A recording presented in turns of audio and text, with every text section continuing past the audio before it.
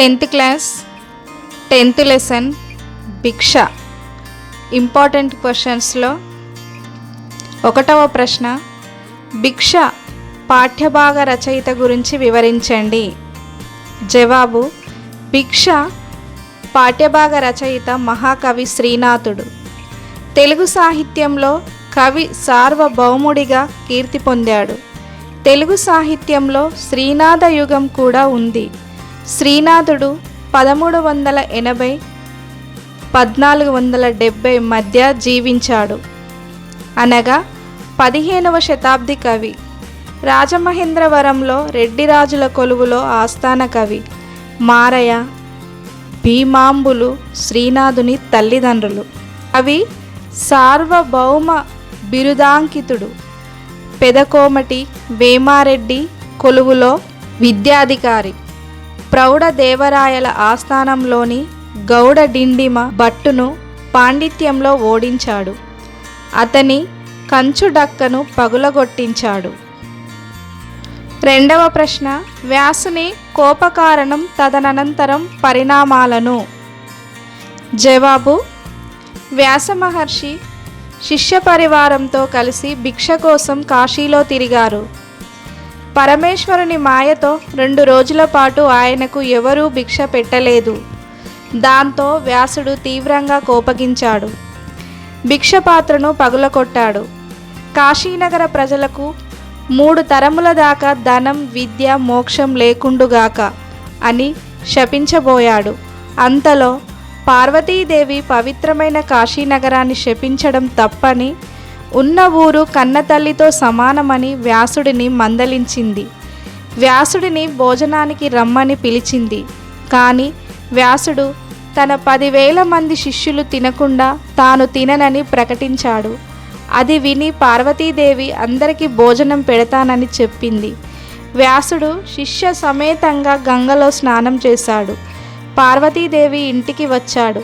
పార్వతీదేవి వారందరికీ భోజనం పెట్టింది. 3వ ప్రశ్న, కాశీ పట్టణంలో స్త్రీలు అతిథులను ఎలా ఆదరించేవారు? జవాబు, మన దేశంలో అత్యంత ప్రసిద్ధ పుణ్యక్షేత్రం కాశీ. ఇక్కడ పరమశివుడు అన్నపూర్ణాదేవితో వెలిసియున్నాడు. ఇక్కడ నివసించే మానవులు పుణ్యాత్ములు. ముఖ్యంగా ఇక్కడి స్త్రీలు అన్నపూర్ణాదేవికి మిత్రురాండ్రు. వారు ప్రతిరోజు ఆవు పేడతో ఇంటిని చక్కగా అలుకుతారు, చక్కగా ముగ్గులు పెడతారు. ఇంటికి వచ్చిన అతిథులను ముగ్గుల మధ్యలో నిలిపి భక్తి విశ్వాసాలు కనబరుస్తూ పండ్లతోనూ పరమాన్నముతోనూ పలు రకాల పిండి వంటలతోనూ గాజులు గలగలా ధ్వని చేస్తుండగా భిక్ష పెడతారు. అతిథి మర్యాదకు ప్రతిరూపంగా నిలుస్తారు. 4వ ప్రశ్న, భిక్ష పాఠ్యభాగం ఆధారంగా అన్నపూర్ణాదేవి వ్యాస మహర్షి కాశీనగరంలోని సామాన్య స్త్రీల స్వభావాన్ని వివరించండి. జవాబు, భిక్ష అనే పాఠ్యభాగంలో ఎన్నో ముఖ్య పాత్రలు ఉన్నాయి. వాటిలో అన్నపూర్ణాదేవి, వ్యాసుడు, కాశీనగరంలోని సామాన్య స్త్రీల పాత్రలు అద్భుతంగా ఉంటాయి. 1. అన్నపూర్ణాదేవి. అన్నపూర్ణాదేవి పరమేశ్వరుని అర్ధాంగి. ఆకలితో ఉన్నవారికి అన్నం పెడుతుంది. కాశీలో ఆకలి బాధతో ఎవరూ ఉండరు. కేవలం భిక్ష దొరకనంత మాత్రాన ఇంత బాధపడిపోతావా? ఇది మంచిదా అని బిడ్డను తల్లి మందలించినట్లు వ్యాసుని మందలించింది. పిడికెడు బియ్యం వండుకొని తినేవారున్నారు, కేవలం కాయలు తినేవారున్నారు, ఇంకా రకరకాల వారున్నారు కదా, వారంతా నీకంటే తెలివి తక్కువ వారా అని ప్రశ్నించింది. ఒక బిడ్డకు తల్లి చెప్పే నీతులు, మందలింపులు, పోలికలు, ప్రశ్నలు సంధిస్తూ పార్వతీదేవి ఒక పెద్ద ముత్తైదువుగా కనిపిస్తుంది.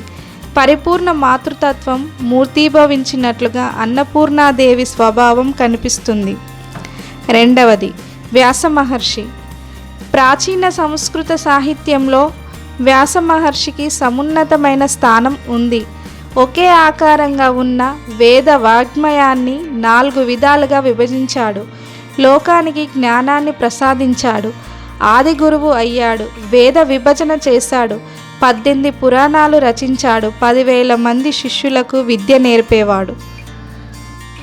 5వ ప్రశ్న, అన్నపూర్ణాదేవి ప్రత్యక్షమవడానికి గల కారణాలు వివరించండి. జవాబు: వ్యాస మహర్షి తన 10,000 మంది శిష్యులతో కలిసి పవిత్ర పుణ్యక్షేత్రమైన కాశీనగరానికి వెళ్ళాడు. శివుని మాయ వల్ల వ్యాసునికి 2 రోజుల పాటు భిక్ష దొరకలేదు. కొందరు మళ్ళీ రమ్మని చెప్పారు. మరికొంతమంది అన్నం వండుతానని చెప్పారు. ఒక స్త్రీ దేవకార్యం జరుగుతుందని చెప్పింది.